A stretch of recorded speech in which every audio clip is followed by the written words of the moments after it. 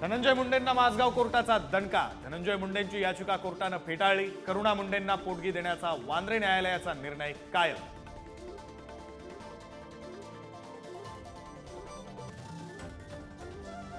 परळीतील राख माफियांना लगाम। आता केवळ पैसे भरलेल्या एजन्सीच करणार राखेचा उपसा।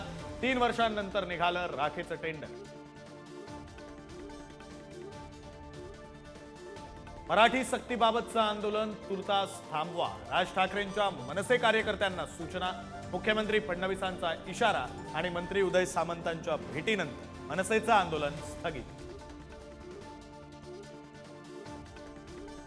पुण्यातील मृत तनिषा भिसेंच्या नातेवाईकांनी घेतली मुख्यमंत्र्यांची भेट। डॉक्टर घैसास आणि रुग्णालयावर कारवाईची मागणी। अशा घटनेची पुनरावृत्ती टाळण्यासाठी पावलं उचलू फडणवीसांची प्रतिक्रिया। कर्जमाफीच्या पैशांचं काय करता? शेतीमध्ये गुंतवणूक करता का? कृषीमंत्री माणिकराव कोकाटेंनी शेतकऱ्यांनाच सुनावलं। कोकाटेंच्या वक्तव्यानंतर शेतकऱ्यांमध्ये संताप।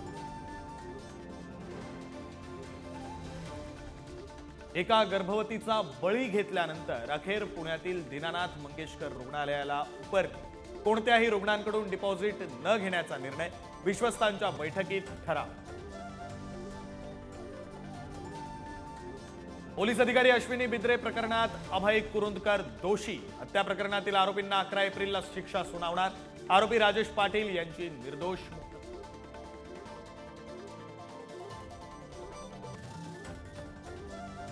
ठाकरेंच्या शिवसेनेतील 6 आमदार शिंदेंच्या संपर्कात। मंत्री उदय सामंत आणि संजय शिरसाटांचा दावा।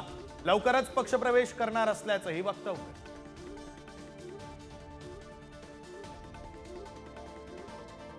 औरंगजेबाची कबर असलेल्या खुलताबादचं नाव रत्नपूर असं नामांतर करा।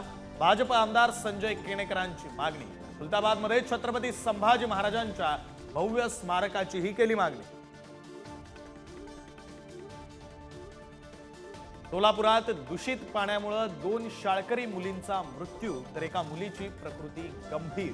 तर दूषित पाण्यामुळे नव्हे तर डेंग्यूमुळे मृत्यू झाल्याचा महापालिका आयुक्तांचा दावा।